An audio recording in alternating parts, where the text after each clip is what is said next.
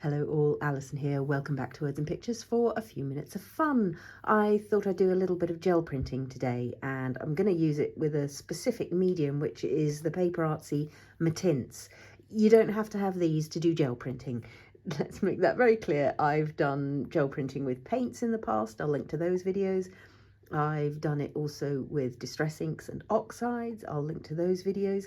But Mattints have a very special property. They are a translucent glaze, tinted glaze, and in the bottle they look really full-on colours, and you'd think, well, that doesn't look particularly Alison, but once they get on the paper they can have a real subtlety to them, a sort of translucent glow, which is really amazing. And I'm sort of heading towards probably some prints like this, not necessarily to make up into an accordion book. If you haven't seen this accordion book flip through, I will link to that as well. Lots and lots for you to watch this weekend if you've got nothing better to do. Well, of course you've got something better to do. You could go to your craft table and make something yourself, but in the absence of that, lots of inspiration around gel printing this weekend. So yeah, we might get as far as some stamping today, or we might not. But yeah, I wanted to share these. People have been asking about this book and these prints and how I created the effects, and it's really incredibly simple. The reason for using these, I suppose, is when you're using paint, you will have a permanent medium. Once it's dry, it's going nowhere. When you create with Distress Inks and Oxides, you get a beautiful, particularly the inks, you get a beautiful translucence. With the Mattints, you get both. You get the translucent glow, but they are permanent.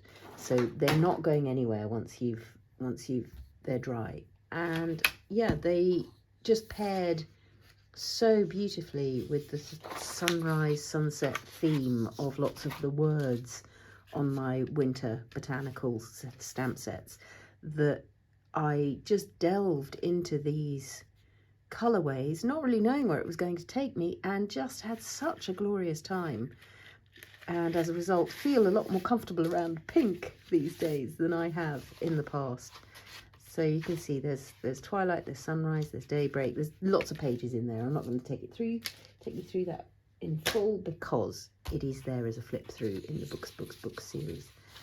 So yeah, just a quick bit of gel printing today, really, and maybe some stamping if we get there. As always, I'm lining up a piece of paper under here. In case I want to go back over and do a second printing, it'll just allow me to line the paper up. That's my preferred way of working. There are other ways to make sure you can line up your gel prints, but this one to me is the sort of the simplest, and because I'm not bothered about total perfection in lining up my prints, that works for me. If you don't have a gel plate, there are recipes online. You can find them around on YouTube for creating your own homemade gel plates, and you can create similar effects. You can create some similar effects just using a waterproof craft mat, a silicone mat like the one here. But there is a versatility and a delight in the gel plate as a tool. And I'm going to start very simply with one of those sort of sunrise prints. It's a blob of ash, which is a beautiful soft grey, to give me some sort of earthy bits. This is squeezed, as in squeezed orange. There it is. I think we'll have some of this Ladybug. Catch me using red, but it is a beautiful cool red, and so that makes me a lot happier. Come on, out you come. There you go. That's because there's a little bit of dried matint around the top there. Let's just get rid of that, and then we can have a nice splodge of this. And I might, yeah, I think we'll delve into the pink right away as well. So there they are, and you can see they're quite fluid. They're a lot more fluid than many paints. They're sort of like a fluid acrylic, I guess, in terms of consistency. And as you can see, in some ways they're almost invisible on that gel plate. That's going to be a lovely subtle print. I'm sort of working with the notion of ground towards the bottom, and they do create their own textures if you leave them on the plate, because they they coalesce on that slick surface. And so as well as these beautiful translucent colours, you will automatically get rather gorgeous textures going on in your print as well. If you don't wait as long as I did then, I was busy chatting, you won't get as many textures in as we've got there. Let's go with another batch of those, because that's a really beautiful print we've already got, and I like it. Yeah, so this time I'll try to get the paper on a little more quickly so that the matins don't have time to do that shifting movement. And I'm going to pick up sideways again, just peeling away. Look at that. I mean, it's like a glorious winter sunrise. Just beautiful. I think we might add a little bit of River Deep to the mix, and at the moment I'm going to keep it down here at the bottom. I might go a little more orangey glow with this next one. So just varying the colours that you've got on the plate. I'm going to leave out the Ladybug and go pink, so we might get some more purpley tones in this. I'm mostly keeping the colours, as you can see, separated on the mat, but not entirely. I'm allowing them to blend, and then as I come up here, of course, they will also travel. I need a little bit more pink at the top. So we've got some of those bluey tones coming in. I'm just working with basic printer paper. It's not the absolute cheapest copy paper, although it's probably close to it. It's actually, compared to some I've used in the past, it's a reasonably nice quality. And it just gives you, oh hello. So having said the paper's decent quality, it just chose to come away. But I can glue that down, that's no problem. Glue that with a bit of gel medium and we'll be away. So yeah, the blue starts to give you a hint of melancholy down there, which I think is really lovely. There's a little bit of paper caught on there, so I'm just going to wet it and then just pick it up with my finger, roll it away.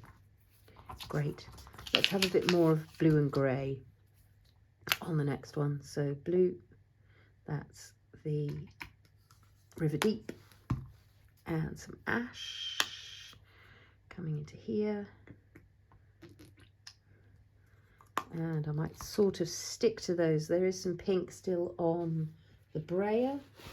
I'm working with artificial light again today. It's a snowy grey day, so I have got extra light on the matter. It's as cool a bulb as I could find. I don't know what happened to absolute daylight bulbs. I probably need to go to slightly posher shops to find those. And I'm just going to allow a little bit of a glow of pink into the top. There's quite a lot of matint hanging around down that side there, which I might just get rid of a little bit of. And in it goes. And if I pull the print up in another direction, it might just change a little bit of the kinds of textures we're getting. So rather than peeling from side to side this time, I'm going to experiment with pulling from the top. See if that changes anything. Oh, that's a beautiful one. There are little bits of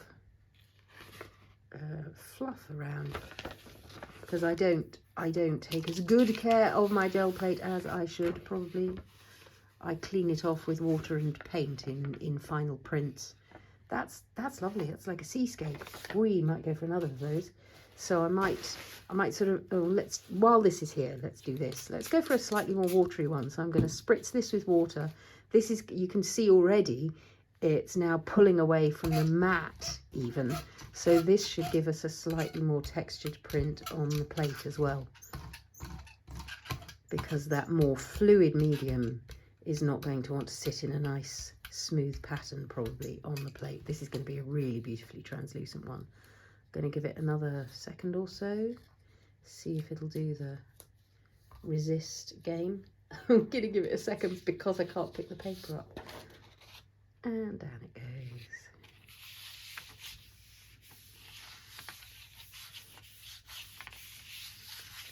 So the other thing I might do while we're here, since I've got these colours on the mat, is I've got some odds and ends of tissue paper. I've got a bit of music paper, and I might pull a few prints on those. Oh, we really are in a wet mood today, aren't we? So that was wetter, and that paper has come away. So if you're working with better quality paper, that shouldn't happen. This is one of the possible side issues of working with a cheap copy paper. But while we're playing, while we're exploring, while we're experimenting, it's not a disaster. I can cut and use just this half of that print, or I could choose to use the bottom half of that print. There'll still be something to play with at the end of the day. I'm wondering whether it's because they were wetter on that go. Don't really know. While I've got all this on here, I'm just thinking I might just pick up that, I keep calling it paint, don't I, with maybe this sheet of vintage music paper. I'm just going to dip that into there and pick up whatever's on the mat still, because I'd like to shift colour. And there you can see the value of the translucence, because even though there's quite a glob of matint over here, you can see the music clear as anything through it. It's not going to cover up anything that you go over the top of. And that's giving me a lovely glow of colour over there. I might go for a little bit more of that pink a little bit further down. This just happens to be sitting around because I was using some of it to wrap my Christmas presents. There we go.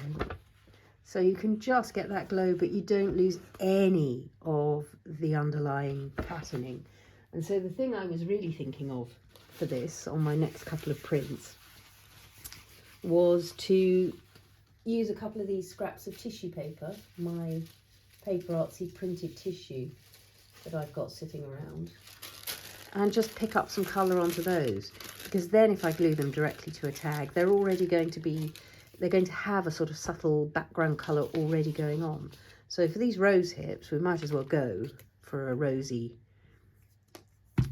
hippie kind of world of pink and orange. I hope you saw exactly how fluid that was just then. Yeah, you can hear it in the bottle as well, can't you? So I'm going to pop this onto here and spread that out, let them blend. Look at the rainbow of that. Those vivid colours are actually making me quite happy at the moment. It's something to do with grey January and just wanting a little more colour in the world. Again, a little scrap of something going on there. I think it's dried paint actually. Might be coming off the brayer for all I know. And then I'm just going to lay down the back side of the tissue paper, because then if I use it in the future, this is going to be subtle colour, but it's just going to give, it's also going to give the tissue paper a little more resilience, because this is a tinted glaze that can be used also as a sealant, and so it's got a waterproof quality to it. I'm slightly worried because of how the copy paper has been misbehaving, but that, I'm going to hold it against the paper so you can see the rosy glow of that. I mean, look at that. And that, as I say, will give that tissue paper a little more resilience. I could go, if I want to deepen that colour, this is the other thing with the matins, another layer will give me a deeper colour. And you can do that just directly painting onto them, painting with them, or you can do it as I'm doing it here by adding the colour in layers using the printing mat. And gently, so the depth of colour has doubled basically on that tissue. I'm going to lay that down on its front side, which shouldn't be wet, so it shouldn't stick to anything, but that is also now sticky. I'm wondering, ooh, well, maybe I just want to as I say, these are a tinted glaze and they will work as glue. So now that that's wet and that's wet, this is an experiment. They didn't expect to be doing this. So the music is showing through quite a lot on that. The rose hips are subtle, but if I paint those in a future episode, because it's going to need to dry first, to bring them back to the foreground, I'll still have that glorious glow and I'll have music. If I chose to paint them with Mattints, building up layers of colour here, I'd keep music underneath, or I could paint them with opaque paint. And I'm going to end up with something really quite magically layered going on there. Maybe I'll let that dry and we'll come back and do that at the end of this episode rather than stamping these prints, because I'm now quite excited about that. Might do the same with, have I got room to get that on there? Yeah, half a berry and an acorn. Let's do it. So I'm again going to give this a little bit of resilience by just a subtle printing here, just to get some colour onto that tissue paper. And to give it, as I say, that waterproof layer. It's had a little bit of something going on there already.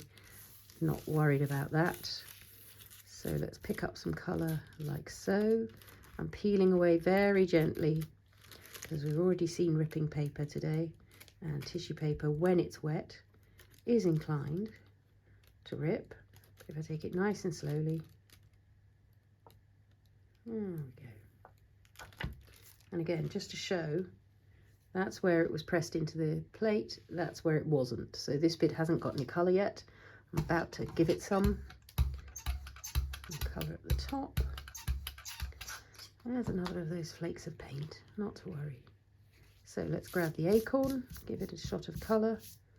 We can overlap a little bit because all we're going to do is give ourselves slightly darker. I quite like that this is wrinkled. I'm kind of hoping those wrinkles haven't picked up colour, because then that'll give us texture into the bargain. Gentle peel away. I'm almost not pulling at all. I'm just allowing the two to separate. So I'm not quite sure the paper down here is wet enough to get full adhesion. No, not quite, because this had 2 layers of colour on, didn't it? But, oh look, up here there's more. Is that going to stick? 2 wet pieces of paper, but they're not just wet, they are wet with tinted glaze, and these Mattints can operate as a medium. I think I'm going to need to put just a little bit of actual medium here in order to let that happen. Let's put just a little bit of, oh hang on, what have we got here? Let's go with the collage medium. Another experiment. I'm going with the collage medium Crazing, which is the one that just has a very fine detail. It's not really a crackle to it. It's a crazing. But I just want to experiment. I've ended up going on a journey I had no idea I was going on. Let's get that down over the music. And again, you can see the music comes blaring through from the background. Let's get some under here as well.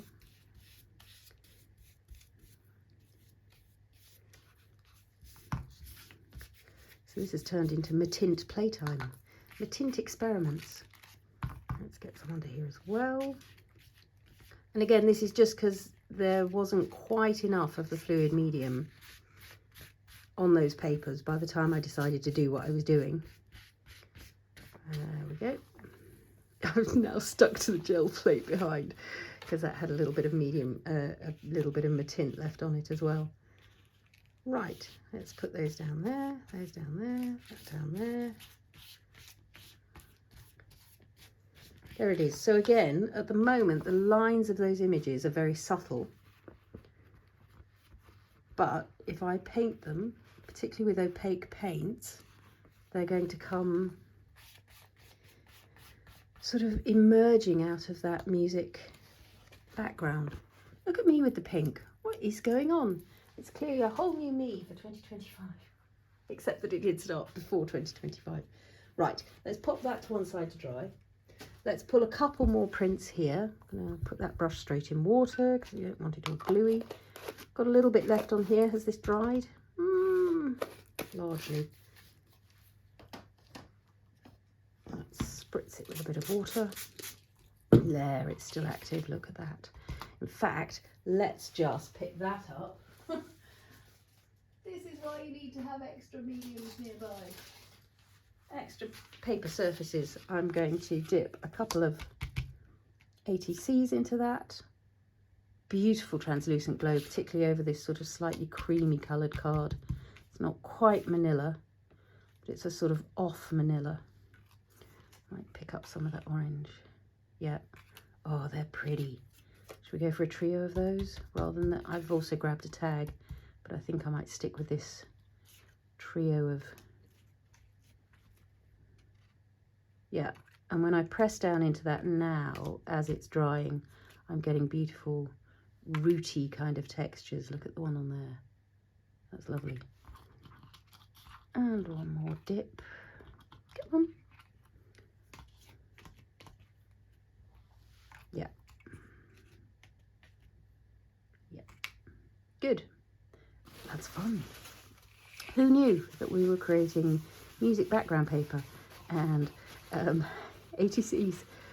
I didn't plan on that.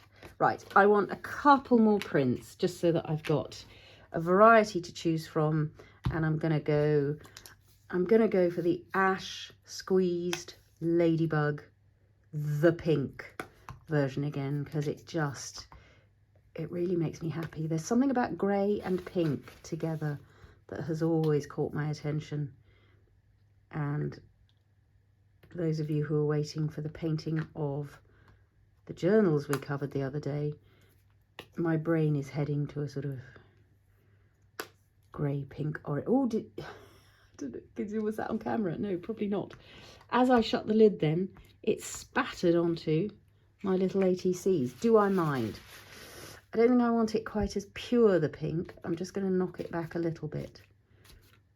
And then what I might do, since it's happened, come here, is I'll grab my little scabby spatter brush and I'll take a little bit of Ladybug, a little bit of... So this is playtime again. And there they go. A little bit of textural detail onto there. Really quite enjoying those. Great. Very good. Where were we? We were creating another couple of prints on the gel plate.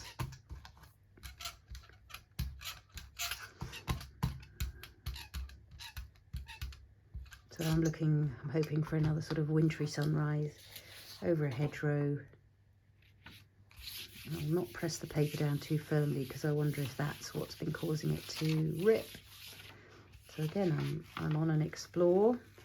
How do I not rip my paper? Oh, that's a beauty. And I really like that dot of red there. I'm kind of inclined to turn that into where the sunrise is happening. Gorgeous. One more, little bit more ash in the mix, I think. Didn't have quite enough going on down at the bottom in that last one. So you can see it's just a few droplets of paint really gets the paint. I'm doing it again. A few droplets of Matint, but it would be true if I was using paint as well. You don't need a great deal of medium. If you have too much paint on your gel plate, you'll get far less interesting results than if you work with subtle layers. And then, because of what's happened over here, I'm going to do a couple where I add to my sunrise some additional spatters. I am just in love with this colour combination. So, as I say, I'm going to grab that amount of Matint, let that go onto the plate, and then I'm going to add to it with the spatter brush from the paint that is left on here some droplets. They're not full colour now because we've used up quite a lot of what's on here. I could go with stronger droplets and spatter, but I just want to see what I get if I add that extra bit of texture onto the plate itself rather than spattering later. Ooh, that's a subtle mottle, but it's really pretty. It's because it was really watery. We might do one more. Have we got enough here to... This will be a subtle background. Let's get it onto the plate before it dries out. Like so. And then I might do a couple of spatters of something a bit stronger with fresh colour.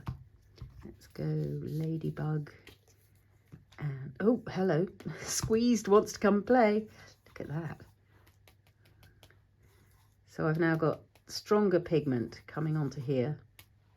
I sort of do want a bit of the pink as well. Come on.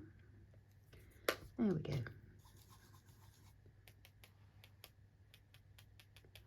So this is going to give us a different kind of a print. Down it goes. Pick it up. Should be very subtle colour in the background, and then those lovely spatters over the top. Nice. Just a really simple way to create a background to play on. And let's do one final pick up of this colour.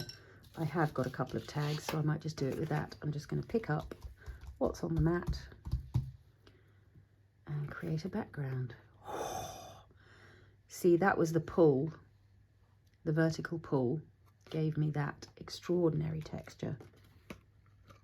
That's exciting. Let's get another of those. Reach for the tags. And in terms of translucence, what I can also do, said, shouting from across the room, I've got these pre-printed Prima tags, which I think you've seen certainly in an Instagram post. Maybe it wasn't. No, it was here. I think I painted the Tim Holtz roses over the top of one of those. There's another one to link for you. So again, because of the translucence of these, that's going to mean I can still see underneath all the printing on that tag. That's also really pretty. Gonna let that run a little bit, and I might need another of those. Let's grab that. Oh, and on this one, even though I love that's happened, I'm going to give it a little spritz, and I'm going to borrow some of its colour from here. This is going to make another tag pair. So just laying that tag down over the top, and what I pick up is what I pick up. So now I've got a sort of full-on version of that. Come up, come up. And an echo version with subtler colour. And the final little pickup is going to be with another of these pre-printed Prima tags. Pre-printed Prima tags, that's nice. Come on, off you come. Are you two tags? Why are you stuck? Oh, stuck to the gel at the top. Let's just pick up with a bit of water to make sure we're going to get all that lovely colour.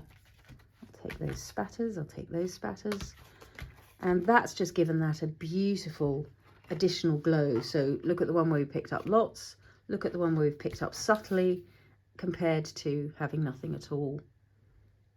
Just a, oh, yeah, because I'm loving this so much, I'm going to put some extra down just for that. That was supposed to be mopping up, and I've got obsessed with what's happening. Follow your crafty heart. That's the key.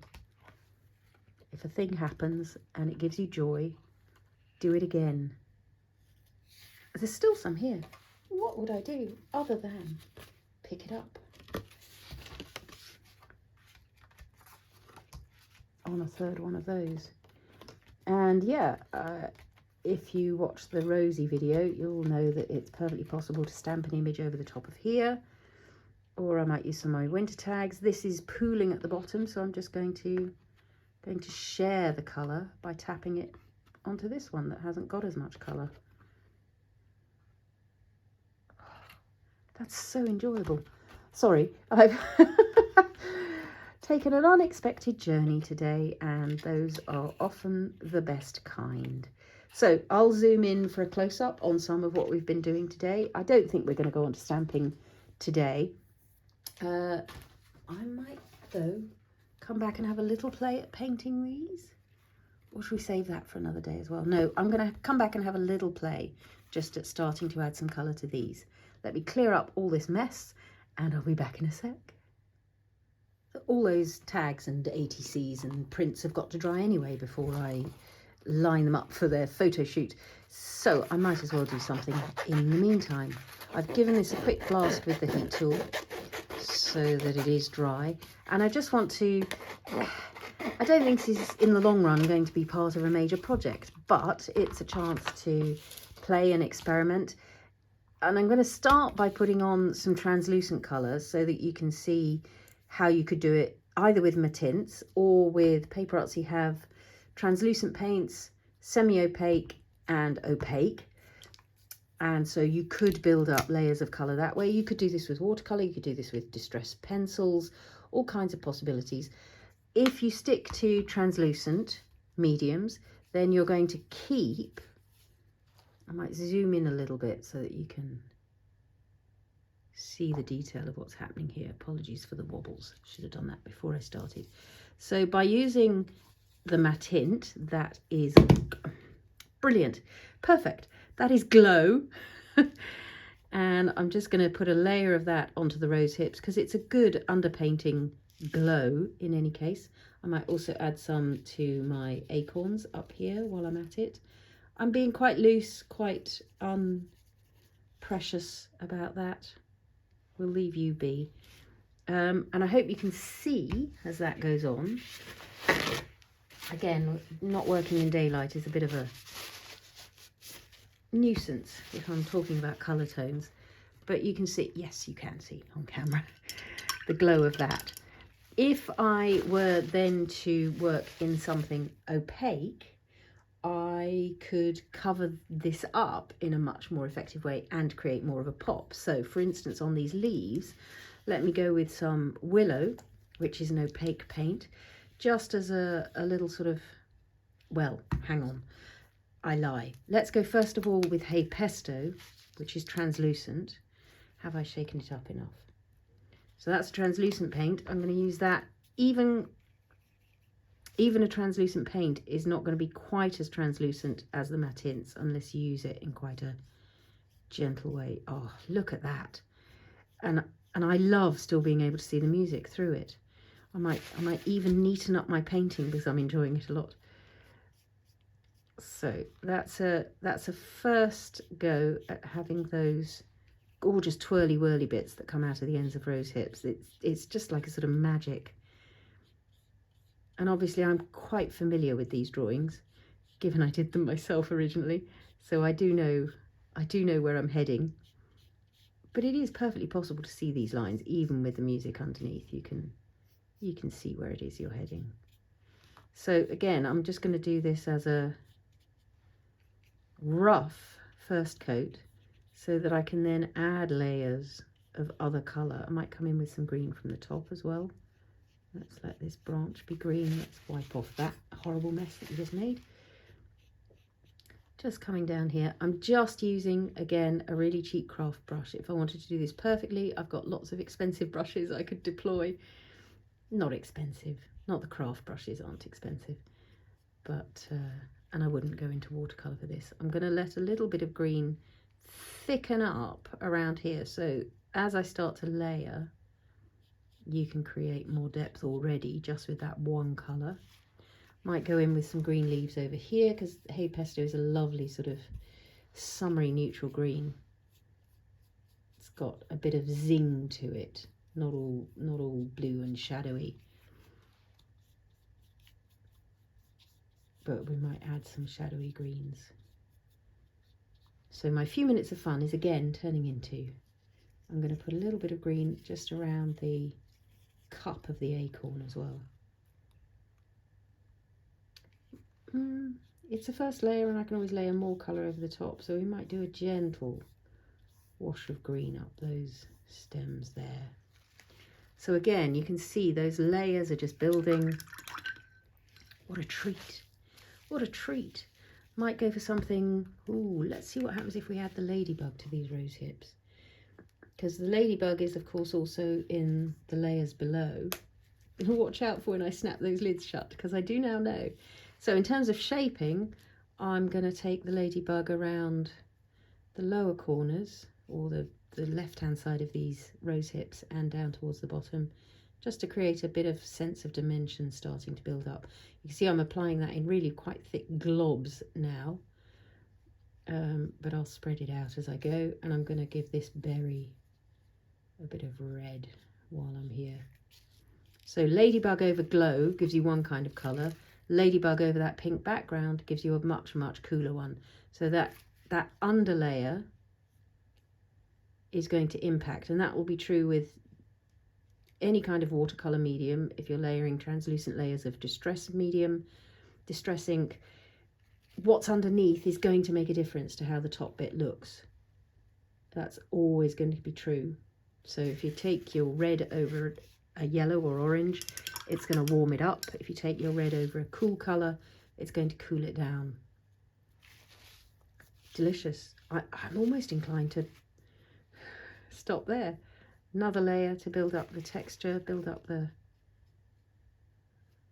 depth of colour, but you can still see that music completely clearly underneath. Look at that. It's kind of like a bit of a magic trick. I've got here the Nutty, but it's in a batch, test batch, and it's gone from a brownish to a slightly purple, but I love it.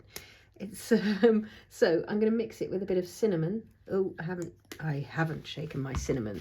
So you can see this is how a paint is translucent, is because it has untinted oils within it. So I need to shake that up properly. This is a semi-opaque, so if I use this on the acorns, it's going to create a bit more coverage of the music. Let's go in with that. Let's mix it with a bit of the Nutty Mattint. So here I'm mixing paints and Mattints. Absolutely fine. True mixed media. And let's get a little coat of that on that acorn. Give it a nice nutty sheen. Sorry, my fingers are probably blocking the light. Nutty sheen of that, and then I'm going to use a little bit of glow and a little bit of nutty to just go into the rest of that cup, just to give it some colour. Clean up that berry a little bit. Nice. And I do want to come in with a couple of darks on these leaves. So this is again a semi-opaque Hyde Park. This is going to be a long product listing in the description, isn't it? So many colours coming. I thought I had a simple listing of 4 or 5 Mattints, and I'm just going to layer that into those background leaves to give us a sense of depth, and a little bit coming from here and a little bit coming through the centre of that leaf and a little bit down that stem. I mean, I could fuss and faff for hours with layers of paint, just creating depth and detail and beauty. And if I feel like I've gone too much with the Hyde Park, then I can add another layer of Hey Pesto to give it back its zing. Might go in with a little bit of Hey Pesto and Hyde Park mixed together, just for these leaves over here, give them a little bit more heft and make them pop a little more against that background. But because I'm using translucents and semi-opaques, I've still got that music in the background. I might go with this one for the darker stem. I quite like the idea of that. Berry stem having a bit more presence. And we're gonna need a darker brown for that acorn stem. So this is French roast, absolute favourite of mine. Always has been, always will be. And it's again a semi-opaque. So we haven't gone all the way to opaque yet at all with a paint. I said I was going to use willow, didn't I? And then I kind of changed direction. I might use a watery wash of that French roast just on those acorn cups, just layering it over the top of the colours that are already there. And that gives me a lovely blend to just get that sort of between green and brown of the acorns. Quite enjoying that French roast, so I might use it again to give a watery layer to here. Oh, it's pretty.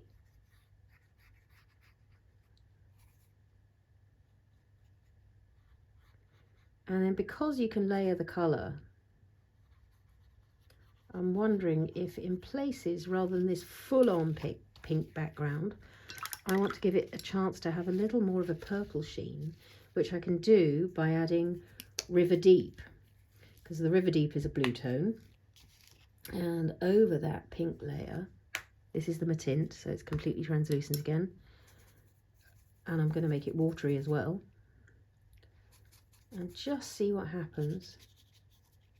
Yeah, so I can just soften the pink to a bit more of a a dusk colour. I probably shouldn't have watered it down because of course the pigment is already subtle. I'm just going to let that spread out from the stem in a couple of directions, so it's just deepening the shadows around that. Nice. Might do the same over here, just to, which side? This side maybe, just to create a sort of shadow look. Yeah, that's quite fun. And the other thing it will do, of course, is add a shading to the bottom of the rose hip to just give them a bit more weight and ripeness. A purpley tone to give us a shadow. If it feels like it's too much, dab it back and away we go. Do like a little bit around there though. So that's what happens when I let myself off the hook and just play. I'm going to put a little bit more depth down this side of the acorn again to get me that sense of dimension, a little bit as it comes out of the cup. Pretty, very pretty. So I don't know quite how we ended up being so pink today. There it is. These are the things that happen. Look at the glow on those rose hips. So I've got all this lovely paint on the mat now, and I'm just sort of looking around again for whether I've got anything I can pick it up with. I've still got little bits of music paper here, so I might give myself some green music paper. Why not? Let's use up those greens and just give ourselves, see, that'll be lovely to just cut leaves from, cut branches, and you've got the design of the music paper going on underneath. Yeah, it's good. It's good. Might. Well, we're experimenting. Let's see if I put green. Oh, see, just some touches of green running through there give us the sense of a leafy background happening. So I'm putting on the green and I'm going to knock it back. And I'm putting on the green and I'm going to knock it back. I'm putting on the green and I'm going to knock it back. So the layers of colour that you can build up can just be really exciting. So although that's green, it's gone over pink, and now we've got kind of brown tones going on in there. Delicious. There's a bit of paper that wasn't glued down. Look at that. Very good. Enjoying that quite a lot. Wondering about, no, I kind of like them as they are. Right, I'm stopping now. I really am. It was going to be a few minutes of fun. It's many minutes of fun. Just as a sort of, just because it's here, I'm going to mix up these greens and browns for a mud. It's going to be a dirty wash and a half. Let's get some glow in up there. We've got a little bit of Ladybug left. Ooh, that's a really good nature colour. Look at that. And I've got another bit of tissue paper here.